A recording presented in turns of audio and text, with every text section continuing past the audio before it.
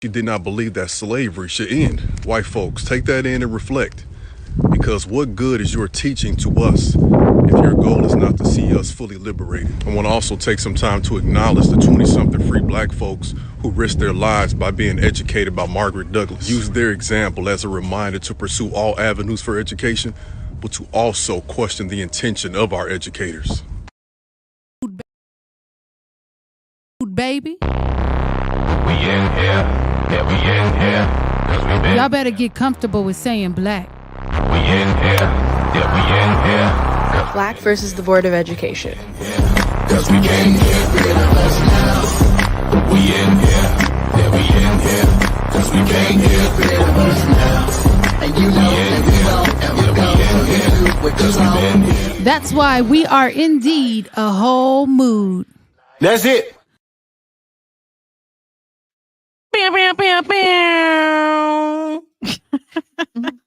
Welcome to another Monday. It is Black versus the Board of Education on this good day in October. I heard it was the 7th, so we're going to roll with that.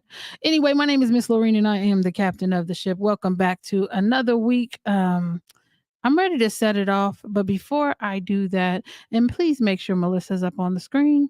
Before I do that, I love to go around and get introductions of who's going to be part of the conversation. We have a new voice today, and we'll make sure she introduces herself. But we're going to go ahead and start with the other ladies. Miss Keela, right over here. Say hey, hey, hey. Hey, it's your girl Keela, and How it's you Monday. How you feeling? I'm feeling good. Mariah got me a little nervous, so Oh, stop you it. know, Oh, we vibing though. stop it. Hey, Melissa. Now I noticed you was in LA this weekend. Welcome back. How you doing? I'm good. My name is Melissa, and I am a freshman at UC Berkeley, and it's Monday, and I'm ready to talk. You ready to talk? I'm ready to talk too. And we're gonna go to the newer voice of today because I love to start with the ladies. Go ahead and introduce yourself and just kind of let us know how you feeling today. Hey, Mariah, youth advocate with BYOP. You feeling? How you feeling? Oh, I'm feeling joyful. She's Ooh, joyful. Okay. Okay. Okay. The microphone came on and she gave me a different word. I love it. Okay. Right over here. Hey, sir. Oh. Hello, my name's Adrian. Happy Monday. Happy Monday indeed. How you feeling? I'm okay. You just okay? Yeah. All right. Well, we'll take that. And last but not least, rounding us out for today, it's the Fox. What's up? How everybody doing today? Wait, okay, hold on. How you get all soft voice and all of a sudden you calm? What's up with that? Because I know it's going to get bigger later. Okay, I love it. I love it. Today we are talking about good intentions, and we played a portion of the clip from Mr. Ernest Krim that he left on Instagram just for our viewing pleasure. And we're talking about how sometimes people have different motives for the things that they are doing. And how it impacts or affects our children. We know that representation is highly something that our children need to see in order to be successful in certain environments. But we look around to many school districts and they're not seeing themselves. And then you have these, most school districts are 84% white women who are teaching our children. Now, when he said to check the motives of our educators, that goes across the board from the top all the way to the bottom. We're talking administrators, teachers, VPs, all of those. We need to be checking the motives of why people are doing things and how that's impacting our young people. Now, I know all of y'all are on school campuses, and I'm sure that you've seen some things while you've been on school campuses. And Melissa, as our youngest baby here, I know you've experienced things while being on school campus. Talk to me about how the lack of representation has impacted either your education, how you've seen yourself, and then I will come to the folks in the room and we'll get the discussion started. So talk to me, Melissa. Well, the lack of representation is why I am in college in the first place, because I want to be a teacher, because I didn't see that representation when I was in public school. I was homeschooled for the majority of my educational journey because there was that lack of representation. And then when I did try public school, those teachers that did not look like me and did not have good intentions treated me horribly.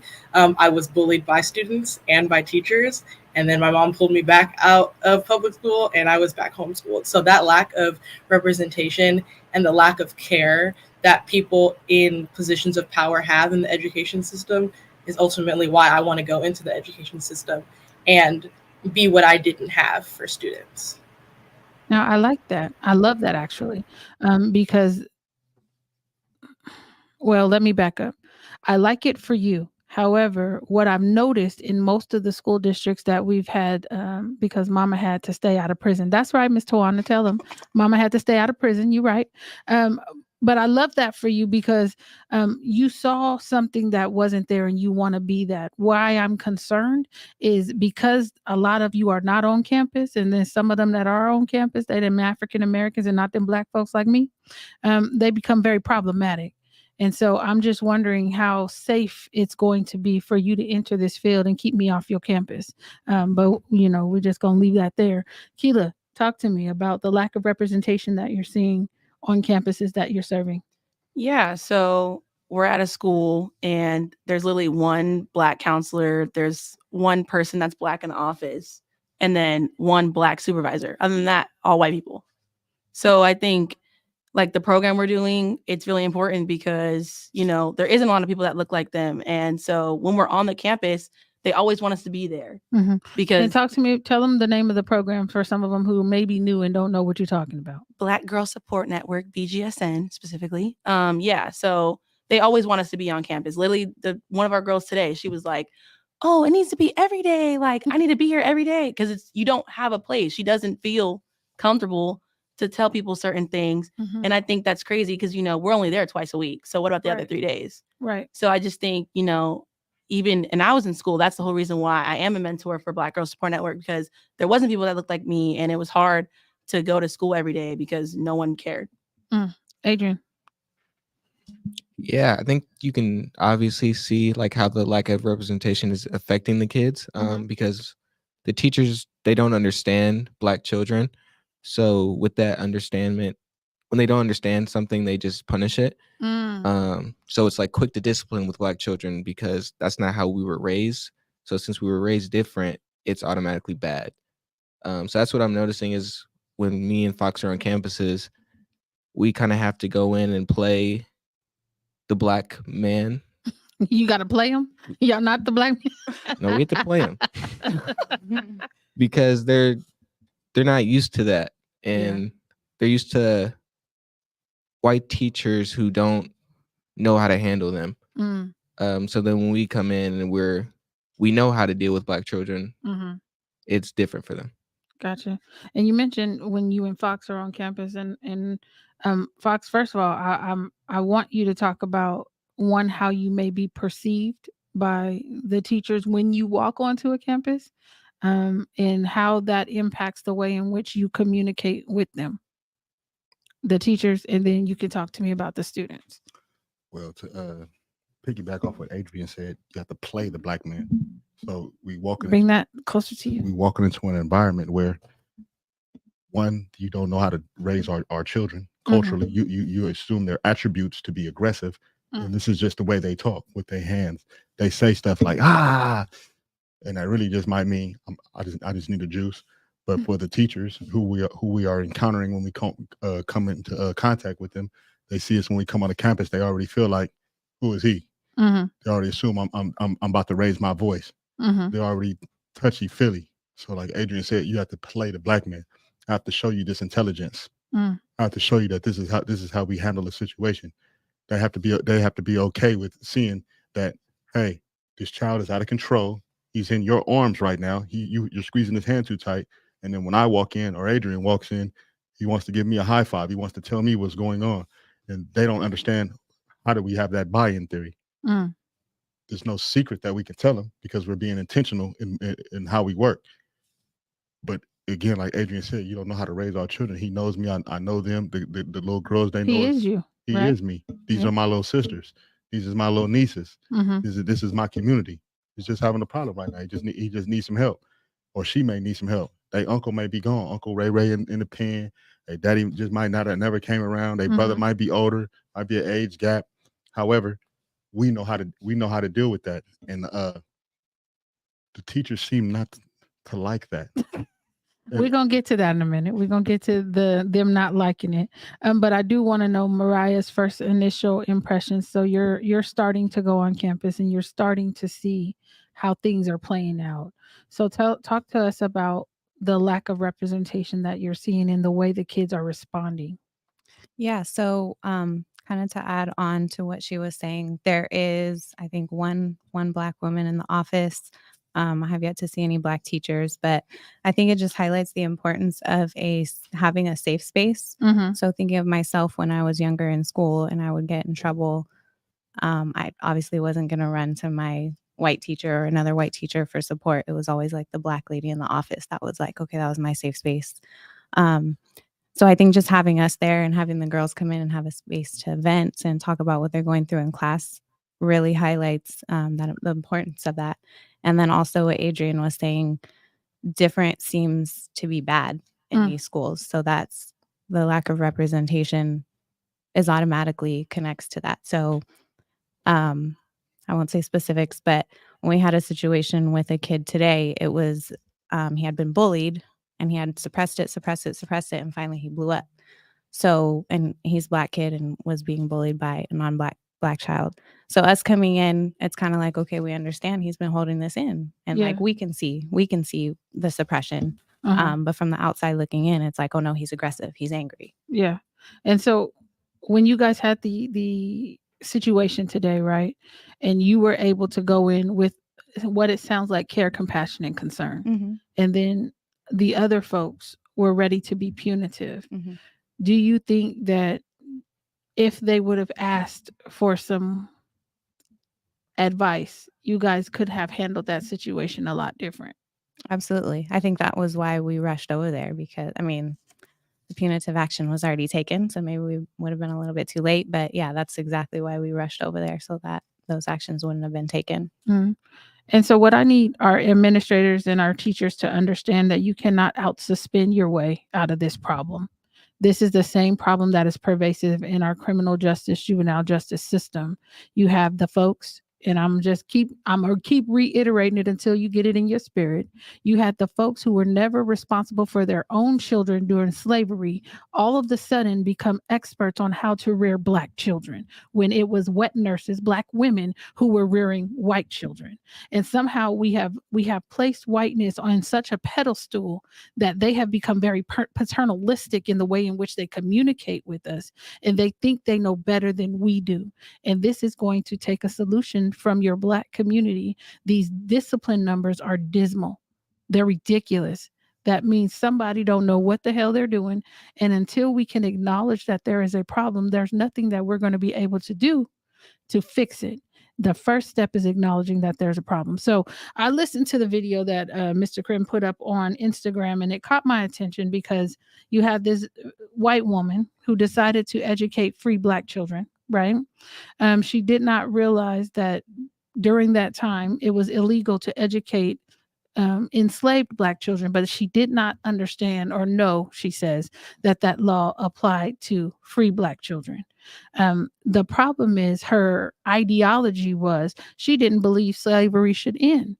How do you teach a subgroup of people that you don't have a problem being enslaved? And it's this white saviorism.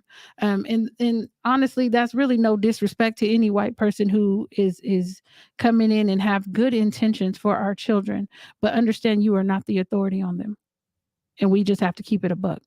So, Keila, we were talking earlier, and you mentioned that there was a school who has a BSU, yes? Yes. And what is the problem with the BSU at that particular school? There is a white woman running it. Okay. What is the problem with that? How's the BSU? WSU? It's not making sense. It's giving it's for everybody when it's not supposed to be for everybody. Okay. Correct. And so they were telling you that this particular teacher who's over the BSU listens in what is supposed to be their safe space, and she takes that information to the administration, correct? Yes. How is it a safe space, Adrian? It's not. What can we do about that? Get a black person to run it. Yeah. BSU. But even so, the black person that wants to run it can't because they won't let her. So I think it's crazy. Why even have that space if you're gonna lie about it? Because that's what you're doing. You're lying. How? Tell them how. Because sometimes you got to say it louder for the people in the back of the room. Because it's not a black. It's not a black. Yeah, it's just. Melissa, you were the president of a BSU. Yeah, I helped found the BSU at my high school. And that was, I founded it, I think, the year before we had our first Black teacher there. And so the person who was the advisor was not a Black person, but that was still a safe space. Like, the students ran it. They literally just had to be an adult in the room. Like, that was still our space. We talked about whatever we wanted to, and whatever happened in that room stayed in that room. And then when Miss Wells that came, Vegas ideology. Go ahead. And when Miss Wells came, it just got a whole lot better because we finally had someone who understood us, and it was just amplified because, yeah, she just understood us and could create even more than a safe space. I don't even know what to call it. It was definitely more than a safe space, but I have no idea how you can have a safe space with a white person who's also a mole, because now you're just telling everybody's business for no reason, and that defeats the purpose of the space entirely. It's not supposed to just be a club on campus. It's literally supposed to be a space where you can talk about Blackness. And it's crazy because last year when they were doing fundraising for it, they didn't barely do anything. But what do you mean? Like, literally, they, how like during Valentine's Day, there's like Teddy Grahams and stuff, and it was just Hispanic Heritage Month, correct? They did a lot like for that school, but literally when it was BSU Black History Month, they literally barely did anything. They made shirts and they weren't done until the end of February. Oh, what are we doing? We got to do better. What's going on? Well, I think it's more so there's not really a desire to do anything that specifically uplifts Black children. What we're taught is that we need to be controlled. We need to be, what's that word that they use in law enforcement? What's the word? Compliant. They want compliance. They want you to comply. But they don't have that same energy for their children while their children are over here running amok. So I'm just trying to understand just a little bit more. And I'm not going to, because sometimes it just is what it is. But I don't know why the ideology is that everybody else can see themselves represented on campuses except for Black children. And what message is it that they're trying to send? And I know you were trying to jump in. I heard you, you was over there waiting to get in, like you double dutching. I was gonna say something, but then she ain't here to really answer the question herself. But I was wondering what would make her even think that it was okay for her to step up into such a position. Like, some people know that some positions just are not for you. Performatism. Exactly. I would never just step up and be like, hey, you know what, master? Let me whip the slaves today. That's for me. For sure. That's my job. Oh my God. You know what I mean? That's me. She should know, like, herself. And then for the structure, the administration itself, why would they even allow her to even take such a position? Why didn't nobody step up and say, because there's nobody. Even if it's nobody else, it ain't you. Well, they're making her. Well, I mean, but there are people on there who want to do it, and it's just like she's valuable somewhere else, right? It's this thing that I've always noticed happen, even around the state capitol. If there's more than 2 or 3 of us in the group talking, we start to make people nervous because they think we're about to overthrow stuff. Just like he said in this video, right? He said they were concerned about another Nat Turner like revolt. That's why they didn't want black children to learn to read, right? And so you have them still trying to control things, not their children, but our children. You have them still trying to control things, and that's why you see these discipline numbers the way that they are. Right? Because they're like, okay, we have to be punitive. We have to make an example out of them. We have to show them who's boss. But there's nobody else who's really holding their children accountable to the level that they're trying to hold Black children, especially Black boys. And so I find myself when I go on the campus, I'm more I'm more concerned and I'm more intentional on how I approach Black boys. Now, that's not to say some of them don't cut up, because when they cut up, they get some too. However, there's this thing that is happening, or that continues to happen, where we tend, I don't know at what age we tend to think that our Black boys are a threat, but somewhere around the junior high age, I feel 12, like younger. 13. No. I'm saying in terms of, they're then viewed as a threat. They're not viewed as a threat as a child per se in the way that law enforcement interacts with them. They're viewed as a threat when they hit that 12, 13 age range. That's not to say they're not adultified younger, but when they're still kind of cute somewhere. Right. But they're not seen as a threat that needs to be, I don't want to say that. I was going to say something, but that's not the right terminology. I don't want nobody to take a soundbite of that. But I just need us to be clear. There's something that happens, some switch flips, especially for Black boys, and maybe y'all can talk to me about it. But I'm noticing after a certain age, children are scared of law enforcement. They're scared of authority. What age is that? Around what age do y'all think? I would say around 8 and 9. I like 8 and 9. If it's younger, around that age, you start to realize, you start to hear things. I'm gonna call the police. I'm gonna woody woo. Around that stage, you start to realize same thing like butt whoopings. I'm gonna whoop your butt, and you don't get that butt whooping. You just get that butt whooping. Then about the third or fourth time, you're like, man, you ain't gonna whip nobody butt. You start to realize the same thing. Ain't no police came around here. That house been on fire, and the fire truck didn't come. Miss O'Malley house got broke into, and didn't nobody come. My mama boyfriend beating on her in the next room, and didn't no police come. You start to realize that, but then you also start to realize. You think that's when Black boys start to get afraid of law enforcement at 9? Because really, it's two things it's a two-part message. One, you don't never come when we need your help. But when I do see you, you jamming us up against the gate, you hitting us up. Your side of your car says "Protect the Serve" this, and you have all this, but your every interaction with us is at every level of aggression. Now, don't, like you said, we gonna transfer that into the school system too, because they think they're de facto police. Let's be very clear. Correct. And so I know that there are multiple districts in this area that are significantly disproportionate in the way they identify Black boys as emotionally disturbed. That's including folks from Cordova, Elk Grove Unified. I hung up on them last week. And I'm sure there's another one. I think Sac City may be somewhere in there. I know they got sued for the same reason. But I'm watching, and I know that they think they're de facto police because they also are trying to get folks to comply. If you look at these discipline forms, they have words on there like suspect. They have there's another word, and I'm like, y'all gonna have to fix this discipline form. Right, perpetrator. They're absolutely, and then they do their own internal investigations like they some damn detectives for real, and they have no skill sets. So I'm just like, I understand what y'all are saying, that it's happening younger and younger, but at some point, like, and it makes me think of the boys that we had go to the golf thing, right? They're not scared of law enforcement. At what age does that change? Because, or is it based on geography? I can't say it's based off geography. It does have. Get your mouth on the microphone, sir. It does have geography, but the problem with geography is I live in this area, but I'm branching out over to your house. So when I come to your house, even though I'm from over here, I'm letting you know about what's happening over there. And even though you live over here, you can't find no fault in my story.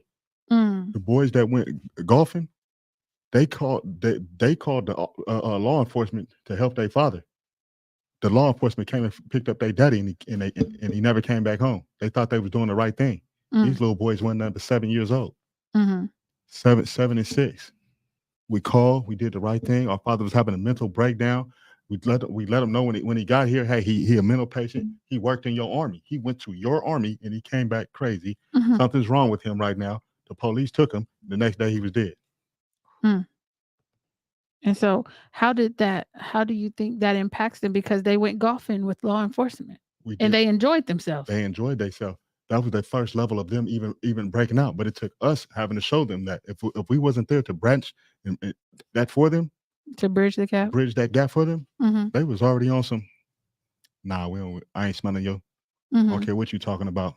Do you think it's different? And I know we're jumping around just a little bit, but again, the school system and the criminal justice or juvenile justice system is closely linked because of the school to prison pipeline. They And cousins. these kids go from education environment into Cages.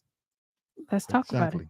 And so if it seems like we're jumping around, I'm just trying to help kind of make some of these connections just for the people that may be listening, because they may not understand what we're talking about and how we see things. Well, even what we talking about, you talking about geographics. A lot of kids come from a lot of different geographics and come to a one school, right? Correct. At the schools we show up to, there are police, not campus security, police officers Watch the driving a table. You real strong. man because I can't believe it. Every time that we did it, that frustrated me.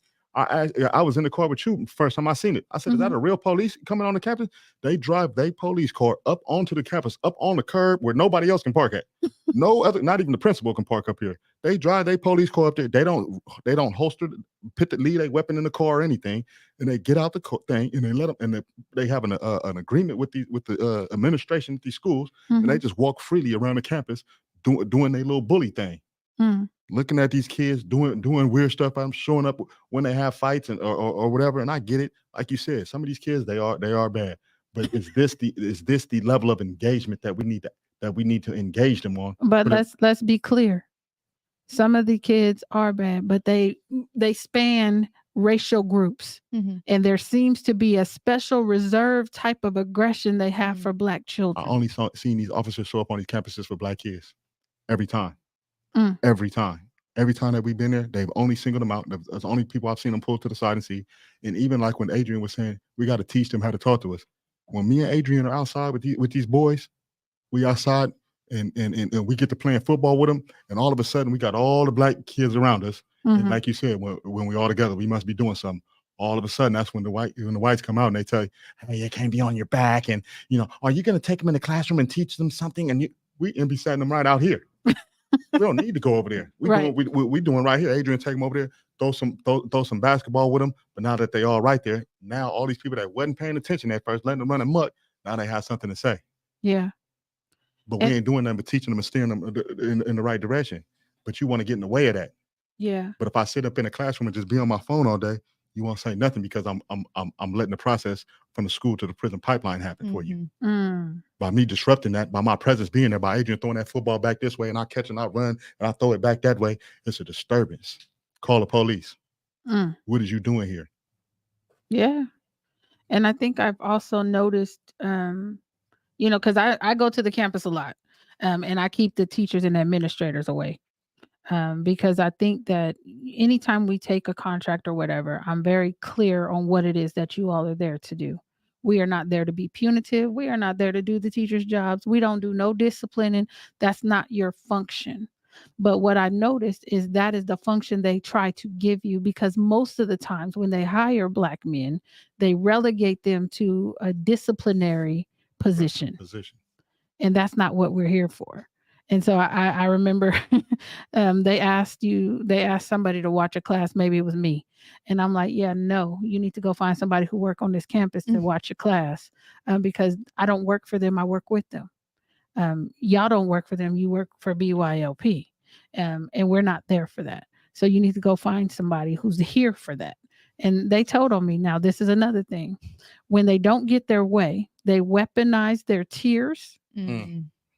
And they weaponize their position. Thing is, I ain't never scared. And I'm still not going to do your damn job because you're crying. Like, that's no. Right. And I noticed when going in their classrooms, they have no classroom management. I don't know where they got some of these damn teachers from. Right. Like, I really don't. Like, the kids are up walking around. They're throwing stuff across the room. And I'm just sitting in there. And I'm like, you're not going to say nothing to this person? Like, you're not going to tell these kids anything? One thing kids need is structure. Yeah. They have no structure in most of these classrooms. And because there is no structure, that's why they continue to kick kids out. Because they don't know what they're doing. And nobody told them. Melissa? Your face is so confused. No, I'm hearing everything you're saying. There's a lot in my head. Give me some of it, baby. from them trying to give you their job. That could have so many consequences for you, and then you're in that threw me off from all my other thoughts. That right there made me mad. Then But they get mad and tell. Like, who you right, telling? who are you? Like, I don't know who they think can get you in trouble when this isn't Talk even to your 'em. job. This isn't even your job. Like, you're here to aid the children, not do their jobs. And if you have to be there in the first place, which shows a problem in the education system in the school itself. Yeah. Or that lack of representation, right? Absolutely. And the thing is, it's really interesting, because I get to see how you all interact. And what I don't think people understand is that there's a silent language that's spoken between you all when you come into the room with boys, right? They are already automatically going to gravitate towards you because there's a likeness, right? There's a representation there. And they're like, wait, okay, this one, he plays basketball because he's tall. So I'm gonna go get the basketball and I'm gonna come over here. And then, okay, this one in the red shirt, he'll throw the football at me. This one likes to give me high fives, and he always talking about he sees me. And you guys end up doing that, but not for who you're contracted to do it for. You end up doing it for everybody because everybody is drawn to you. And that's another thing that makes people upset. Y'all are highly sought after. I don't know if anybody's ever taught you or told you that. I know y'all think that, society comes down on you a lot, but Black men are highly sought after. You guys carry a presence about you, and you make the environment safer because of your presence. And you don't have to yell because all you have to do is talk. They already know that you're powerful. And so there's this thing where they don't want you to do what it is that you do, but they need you to do what it is that you do because it helps them. And then they try to push y'all into classroom. Like, I can't control them. So y'all come in here and control my class so that I can get a break. And I was listening to one of them teachers out there, and she said, my class is just awful. And I had to walk away because I was laughing. And it's just like, girl, if you don't get you some backbone and discipline. Now, I believe in disciplining children. Let me be very clear. But the way that you discipline them is in love. You don't discipline them punitively. And you hold them accountable is what I'm talking about, the accountability of it all. What you gonna say? Because you shook your head when I said I believe in discipline. I believe in discipline too. But what I'm seeing, But you shook your head. because what I'm seeing, what I'm What you seeing is seeing? teachers, as you said, how they weaponize themselves. These teachers where me and Adrian are working at, they weaponize themselves, knowing that these kids can't advocate for themselves. So me and Adrian, we in the room, we take them in the room, and we sit them down with groups. We ask them what happened, how did this happen, where did it go, and they begin to be honest with us, and we give them, we give them some water or snack or whatever. You don't hand out the water, you hand out the juice. But go ahead. Okay, I might give them a little juice. You give them some cookies. They be like, but snack. what I be finding out is the teachers be kicking these Black kids out the class, knowing that they can't weaponize themselves. And every time it comes back down on them when they say, "Hey, what's up?" "Oh, well, he was acting up," and they hurry up and give this long spiel with these extra words and say, "Well, he was being demonic, and he was arbitrarily, he was assailant, and all these other things." And you didn't kick this kid out the class. Now he can't learn, and your job is to teach him. You can't discipline him because he's sitting outside the class, and you didn't kick numerous of them as well. And they tell us, and me and Adrian, we write their names down. And you can't. These kids, they can't. You know what you're doing because they can't advocate for themselves. They're babies. The moment the parent comes into the room, you're gonna make it seem like this kid is the problem. No, your teaching skills are the problem. As the brother said on the thing when he was talking in the beginning of the thing, watch how some of these teachers is really what they really teaching. Yeah, I ain't seen them kick since I've been there. I ain't seen them kick not one white kid out, and that's not me going. I'll go a step further. Non-black. Period. It has not happened at all. They continue to kick, and some of them are kicking the same Black kids out. And some teachers, when he come in there, I've witnessed 1 or 2 of the Black kids, no, 3 or 4. He'll come in the same particular class, and I'm like, same thing. I think about the teacher being hired for BSU. Who's hiring these teachers? Who are you? You are probably her auntie, knowing what type of skills she got. You are continuously to make sure that these things happen. It's clear to see. They just be walking around in the hallway. They be on the swings. If me and Adrian don't go get them off the swing or the sweat, they ain't going back in class. Nobody's telling kids what to do anymore. Like these kids got a whole lot of options. Now, I don't know about y'all. I grew up in a family. It was pretty old school. We were expected to mind adults. We were expected to listen. We knew to stay in a child's place. Nowadays, everybody want to negotiate. I don't negotiate with kids nor terrorists. I don't. I just don't. I think that you have too many people trying to be friends instead of being the adult in the room. And that's what's making it worse. And when you have children, like I'm thinking one particular kid who's always running out of class, showing his entire behind, nobody can control him. They put a BIP in place, which is a behavior intervention plan. They put a BIP in place, and I'm listening to it, and I'm like, I'm sorry, where's the accountability mechanism? Because if you're just going to allow him to act a fool, and the only consequence is you're going to follow his ass around this campus, what incentive does he have to change his bad behavior? And I'm talking about psychologists, counselors, everybody's in the damn room, and don't nobody have an answer to my question. What you was experiencing was the school to prison pipeline. The reason why it is designed that way is so later on they could say, we did all we could for this child. Now go ahead and send them to prison. We did this, we did that, and we did this. Without one of us in the room to actually say, as you said, where's the accountability for him? That's not how we raise ours culturally. And blase. They was like, well, we gave him a break after recess. It was recess, I mean, and we what gave do you him a break. need a break after recess for? Go sit your behind down and get your books out, and let's get through this lesson. And when you told them that, what was the response? It was Because I was right there. it was They didn't want that. That was an actual, you witnessed the school to prison pipeline.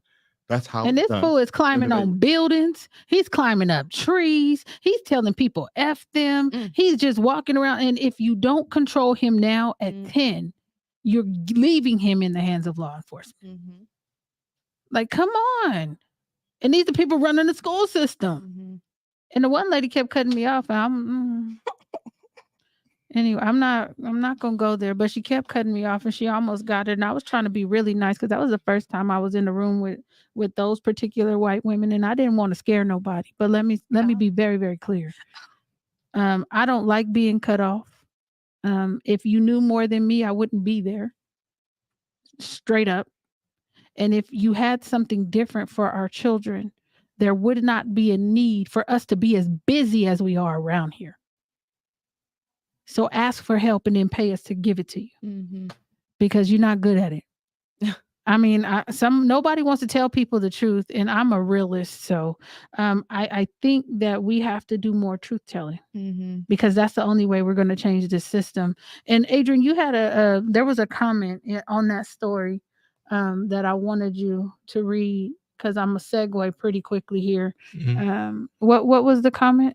Yeah, he just gave an update on what were her motives for teaching the freedback children to read. And he basically just said it was so they could read the Bible and learn morality. Now, first of all, the Bible ain't their book, but I'll go into that another day.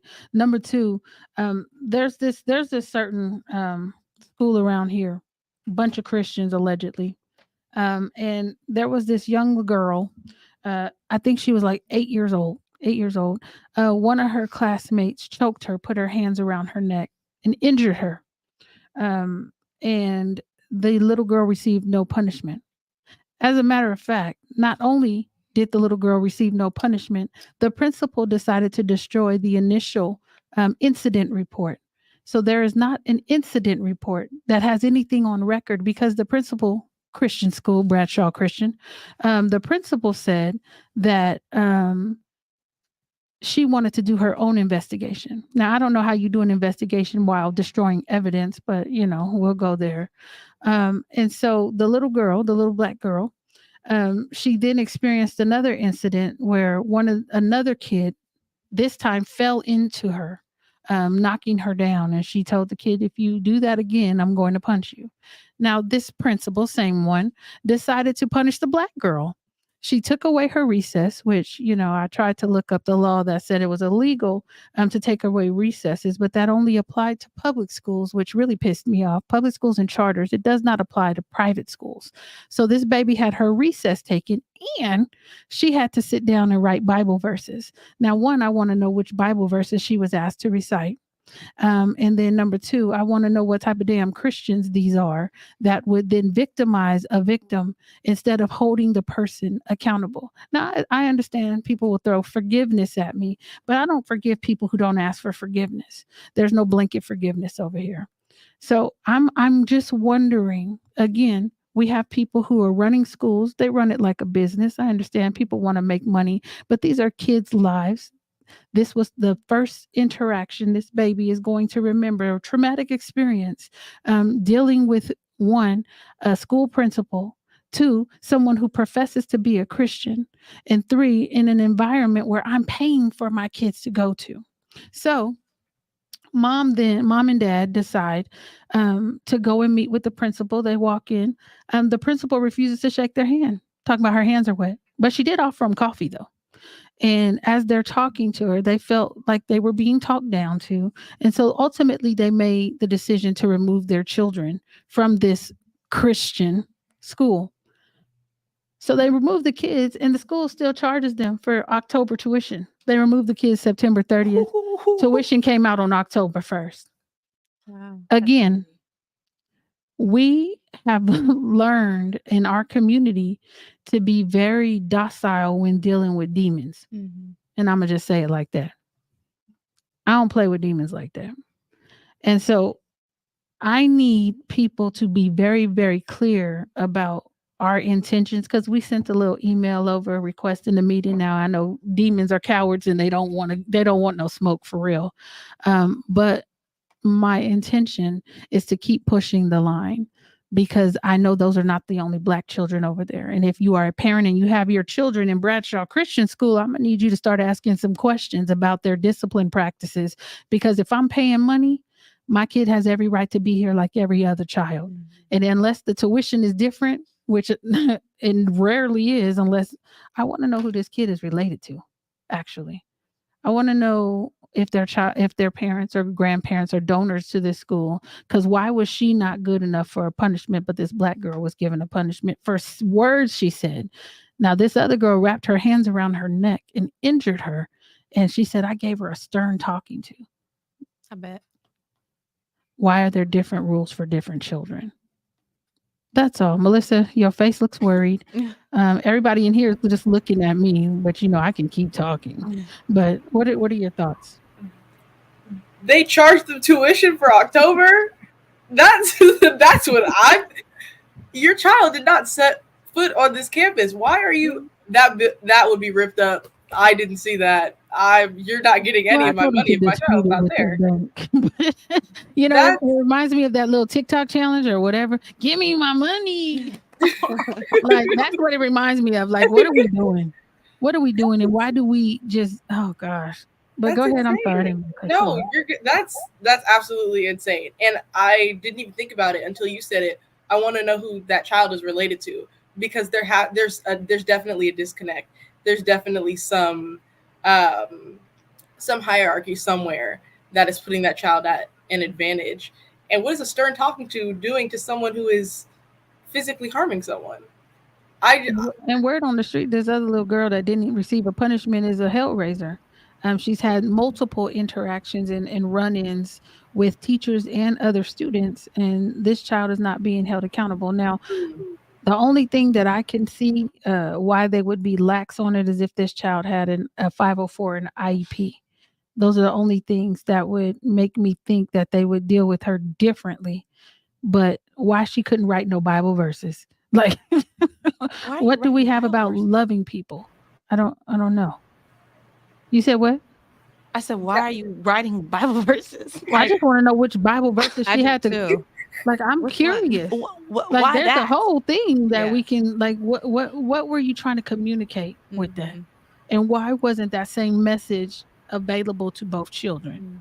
Like that, what you got to say? Because you frowning or something. You grimacing? What? Because I've experienced Christians, when telling children, they'll try to find the most.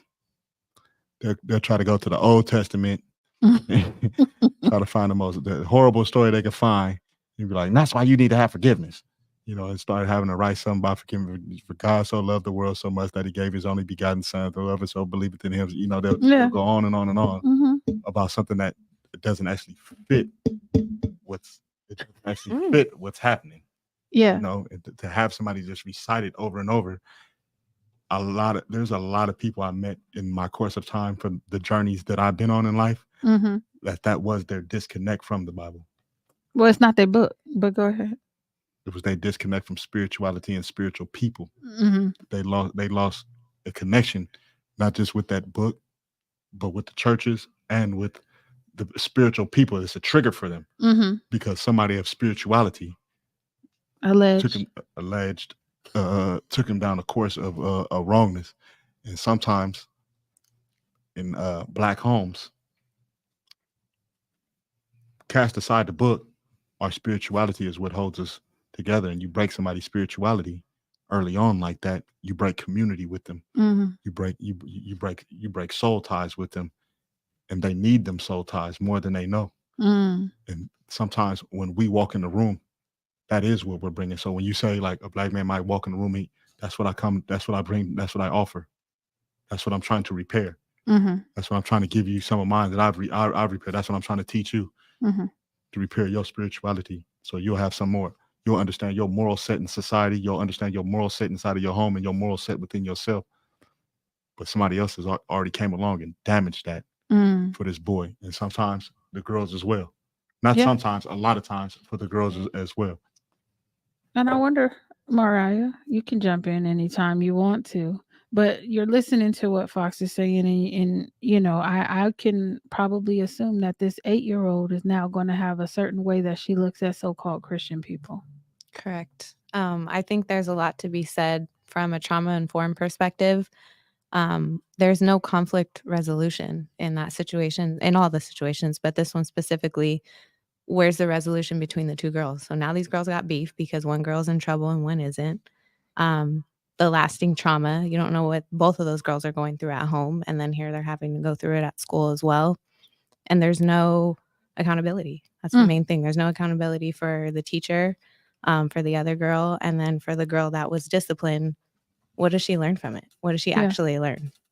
That she was wrong, which isn't always the case, Well, if somebody run into me, I might tell them I'm gonna punch you. You do that again. That's too. what I'm saying. Like, I might, but we have to understand that they're children, Right? And sometimes children will say things. So dealing with it in a punitive way, as opposed to sitting them down and having conflict resolution, or dealing with the parents in a way where they feel that you heard them, you see them, you're validating their concerns, and you're assuring them that it won't happen again. Instead, what you did is you talked down to them.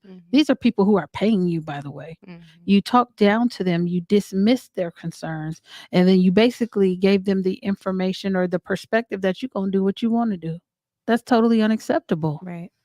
And I think that, and I'm like, okay, so y'all took that? Like, right. I think I'm more of a rebel. Like, I'd have been like, yeah, no. Somebody would have left in tears and it wouldn't have been me. Right. Right. And that's because I'm going to hold you accountable to the laws of the land. Right. But I think that so many times when Black folks go into these situations, or they go into these offices, or they're trying to interact with the district office, they feel like they have to tone it down, simmer down a little bit, hold this respectability politics about themselves. Now, I believe in righteous indignation and righteous anger. I can be angry with you and never raise my voice at you, but I will cut you with my tongue, right? And there's it's a way in which you interact with people when you have communication skills that they know that you mean business. I don't negotiate again with terrorists. If you're doing something that's going to harm a child, we have a whole nother problem. The issue is when you bring it to us and you've already removed your child out of that school system, you kind of cut the legs out from under us, because if your child is removed, they have no obligation to talk to us. Right. And I need parents to understand that before you make those moves and you get all pissed off and you remove your kid, if you want to talk through an issue, don't remove them, because then they have no obligation to talk to you. Right. Or don't go in there with a lawyer. They won't talk to you. Come get an advocate. They'll talk to advocates because we can't sue them. If I had a law degree, y'all, I would be dangerous. Let me tell you. I'm already knowing. They left the mark on her. Huh? That girl left the mark on her. Yeah, she injured her. That's And the thing is, what message are we sending when we won't give out a consequence to the person that harmed the other child? she just got taught that nobody cared about her. Right. Like- so that's the trauma, the lasting trauma that I'm talking about is when that little girl goes home, when she looks in the mirror and she looks at herself every day, what is she going to remember? That's so Mhm. sad, bro. Melissa, what were you saying, Melissa? I saw your mouth moving. No, I'm just agreeing, like that lasting trauma. And if in the future, because there were no consequences when someone put their hands on her, what about what that happens in the future? And now she's not going to speak up for herself. She's not going to say anything because she thinks that there's not going to be any consequences, that no one is in her corner, that she doesn't have to stand up for herself because at 10 or however old she was, there was no adult that cared about her to help her stand up for herself or to give someone else consequences. Now, if something happens in the future and let's say she ends up in a relationship that's like that is abusive, right? Everyone's going to look at her and be like, well, why didn't you leave? But the people failed her when she was in middle school or however old she is. There were adults that should have been there to protect her and weren't. And then we always end up getting victimized or blamed. And you're like, well, why didn't you just do something about it? But in those fundamental ages, we felt like we couldn't. Yeah. And what message are we sending? Yeah. Funny, they got studies about that. It's called battered woman syndrome. And these are battered babies. Right, but that's where it starts off Yeah. at. Yeah. You've been so suppressing this for so long, and then something happens, and you go from this baby to this young girl to this young woman to this grown woman, and she snaps off, and when she's 32, they say, "Oh man, she's crazy." She's been trying to suppress this stuff for all this time, and she's been getting beat on, she's been getting fired, she's been getting hit. She ain't been able to defend herself, but now she does something. You name it. But all the time, somebody else traumatized her. The trauma wound, and it just grows and it festers. And it manifests in so many different ways. So many Relationships, different like it just goes so many directions. And that's what we're trying to curb at this point, right? So we're on campuses right now. We're delivering mindfulness-based substance abuse treatment to adolescents. And I think we have our hands full because the amount of things that these kids have already seen, they're highly sexualized already. I don't want to say it like this, but I don't remember us even having a fraction of the things that we're seeing on these campuses present day. And then you couple that with disproportionate discipline, the messages that we're sending out. Like you guys said, the two boys that got into it today were part of our morning cohort. And I just think about, okay, are we doing enough to reinforce that STICK acronym? Stop, take a breath, imagine the consequences, and choose. And if we were there present at the time where this popped off, I'm wondering if we could have used that in that moment before things escalated, to get them to kind of redirect. And I don't know who is outside watching them, but 8th graders shouldn't have recess. I'm sorry. They shouldn't. They should be in classes like normal junior high schools. But if you're going to have them outside, somebody's going to have to watch them. Right. You know what I mean? And then again, we talk to them about maturity. You should not be out here fussing and fighting in 8th grade when you got kindergartners, 1st grade, 2nd grade, all in the same proximity. And so I think that we're doing them a disservice because we're not doing enough to hold them accountable. So whoever those are, and I don't want to over punish them, but I think that we can use this as a teachable moment, because they play too much in class. They do. They play too much. And unless I'm talking, everybody else gets talked over. You know what I mean? And that's really weird to me. And I shouldn't have to get mad at people for people to shut up. I was going to say too, like, You guys are there twice a week out of the 5 days they're there. You know what I mean? So I feel like it's really hard, and you're there for an hour and a half. Yeah. Versus the whole school day. Like that's a lot. So it's a lot. Yeah, there's a lot going on. So the incident that happened today, that was like a built up. The kid had been being bullied and bullied. So And it I'm wasn't- wondering why they didn't use that in the skit. that's You know what I mean? Like I'm wondering these real life issues that are coming up that we can walk through them with.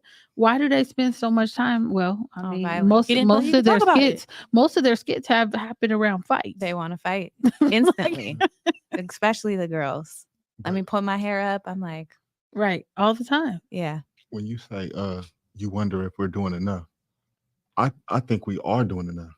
What I don't think there is a lot of other people reinforcing what Mhm. we're doing. There's a lot of Mhm. people in this field. Like you said, I wouldn't be in I wouldn't be on your campus if you was doing your job in the first place. Mm. I wouldn't be. Neither would Adrian, neither would you, neither would her, neither would she, neither would he. None of us would be able to even step foot on your campus. We would be terrorists on the campus. We're here because Oh. you failed your job. I wouldn't be a terrorist on the campus. I might say a couple things. That's what though. would be perceived as. You would be allowed to kick us off the campus. Yeah. But when we leave, who's reinforcing the work that's being done? It's a lot of people in this field, Yeah. but it's just a paycheck. mhm. So it's a paycheck for a lot of people.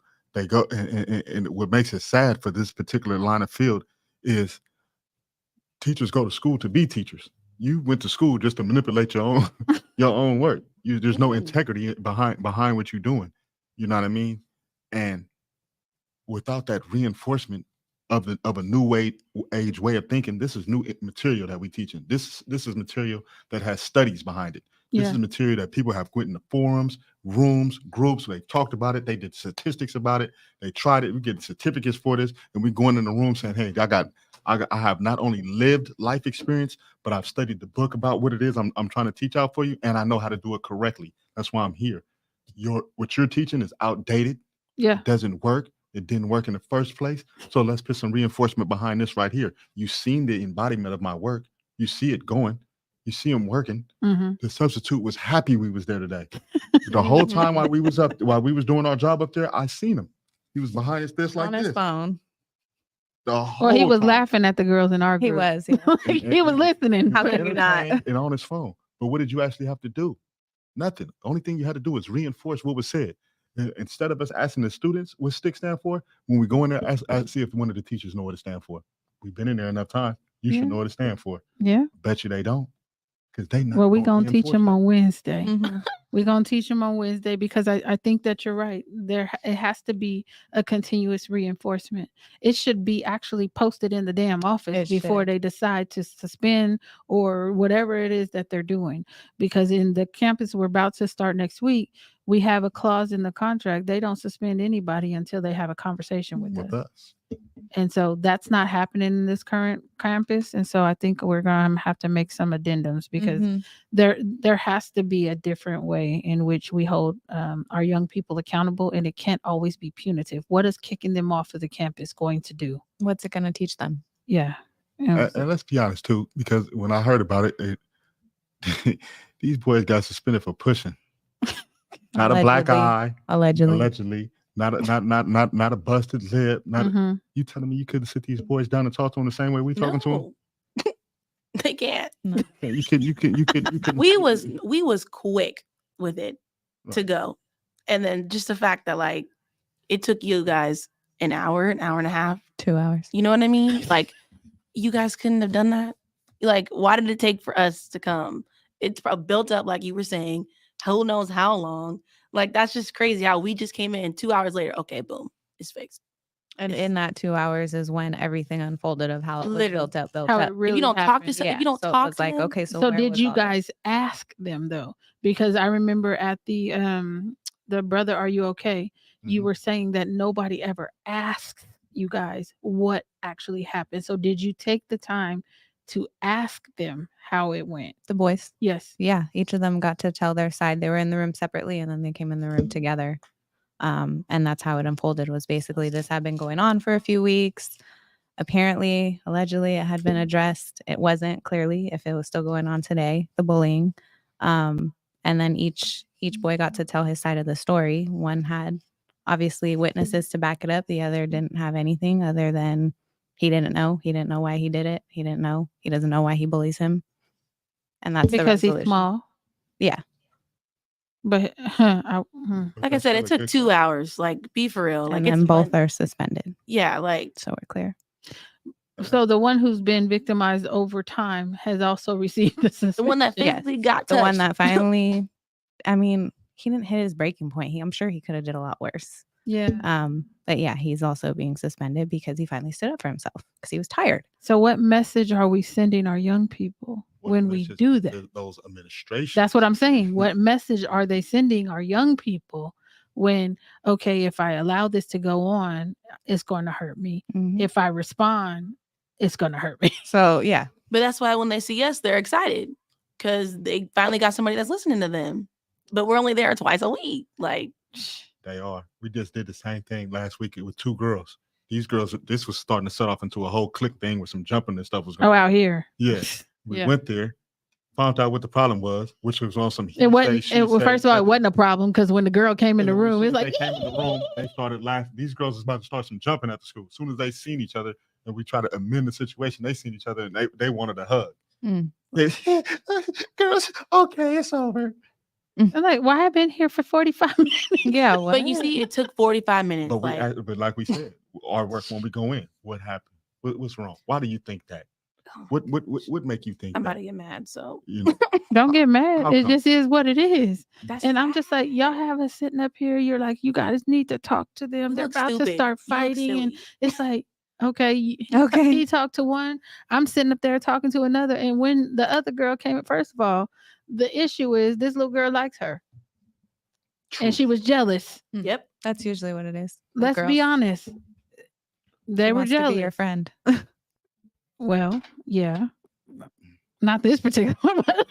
No, yeah. I'm just saying, she was talking all big and bad, and I'm a slap her on sight and blah blah blah yada yada yada. She walk in the room, it's like Until I'm like, girl, get out. You gotta fall up in here. Anyway, we've run out of time for today, y'all. Kids are crazy, we crazy. But we're gonna get out of here. We'll check y'all out next Monday right here on Facebook and YouTube. We are Black versus the Board of Education. We're gonna hit you with this peace time. See you next week.